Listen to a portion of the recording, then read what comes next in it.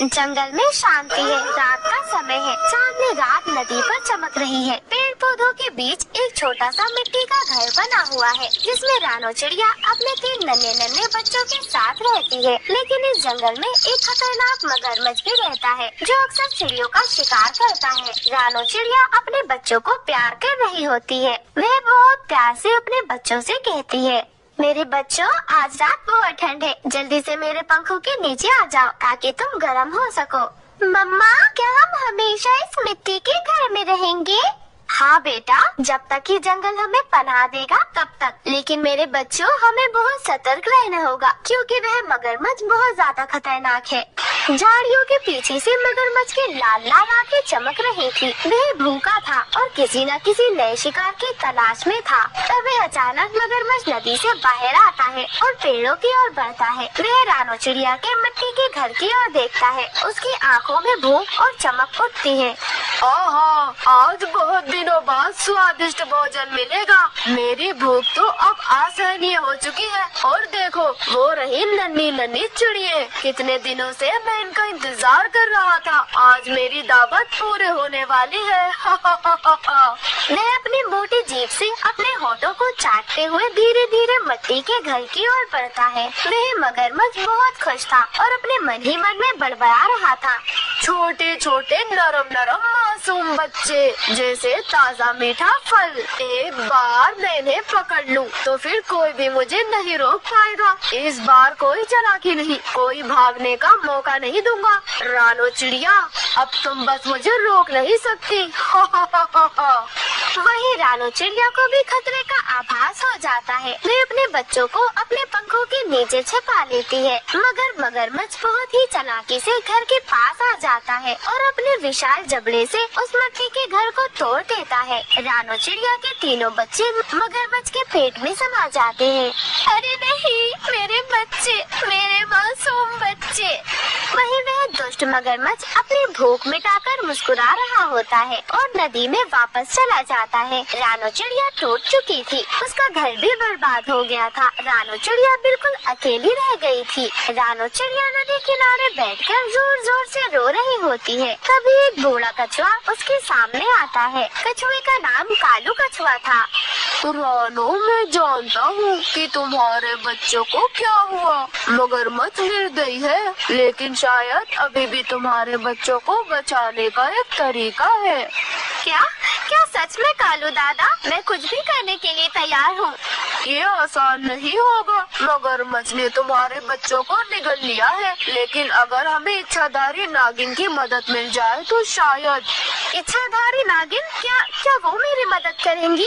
रानो, ये समय दुख में डूबने का नहीं है, हमें कोशिश करनी होगी। चलो गुफा तक चलते हैं।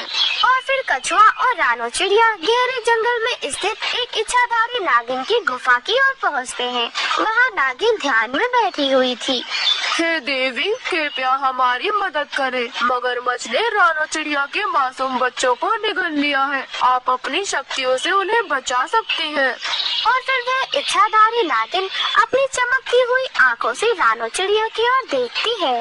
रानो, मैं तुम्हारे दुख को समझ सकती हूँ। एक माँ का अपने बच्चों से बिछड़ जाना सबसे बड़ा अभिशाप होता है, लेकिन जो हो चुका है उसे बदलना आसान नहीं है। तुम जो मांग रही हो वो किसी चमत्कार से कम नहीं है। नागिन अपनी कुंडली को कसकर लपेटती है। उसकी आंखों में गंभीरता की झलक थी। नागिन देवी, मैं जानता हूँ कि यह बहुत मुश्किल काम है, मगर रानो एक माँ है और माँ की ममता दुनिया की सबसे ज्यादा ताकतवर शक्ति होती है। वे अपने बच्चों को बचाने के लिए हर खतरा उठाने के लिए तैयार है। ये आसान नहीं है। मगरमच्छ के पेट से किसी को भी जिंदा निकालना असंभव है, लेकिन मैं एक उपाय बता सकती हूँ। नागिन अपने जादू से एक चमकता हुआ मोती निकालती है। यह एक जीवन मोती है। अगर मगरमच्छ इसे निगल ले तो उसके पेट में जो कुछ भी होगा वो बाहर आ जाएगा, लेकिन ये मोतियों से खिलाना आसान नहीं होगा। हे नागिन देवी, मैं तो बस एक बेबस माँ हूँ। मेरा सब कुछ लुट गया है। मेरे नन्हे मुन्ने बच्चे जिन्हें मैंने अपने पंखों की छाव में पाला था, अपनी चोंच से दाना खिलाया था, अपनी लोरी सुनाकर सुलाया था, अब वो सब इस दुनिया में नहीं रहे। मगरमच्छ ने उन्हें मुझसे छीन लिया है, लेकिन मैं इतनी आसानी से हार नहीं मान सकती। और फिर अगले दिन रानो चिड़िया मगरमच्छ के पास चली जाती है। हे मगरमच्छ महाराज, आपने मेरा सब कुछ छीन लिया। अब मेरे पास जीने का कोई कारण नहीं बचा, लेकिन मरने से पहले मैं आपको एक दिव्य भोजन देना चाहती हूँ। और फिर रानो चिड़िया मगरमच्छ को वह जादुई मोती देती है। अरे अरे, तुम कितनी ज्यादा मूर्ख हो। चलो मैं इसे भी खा लेता हूँ।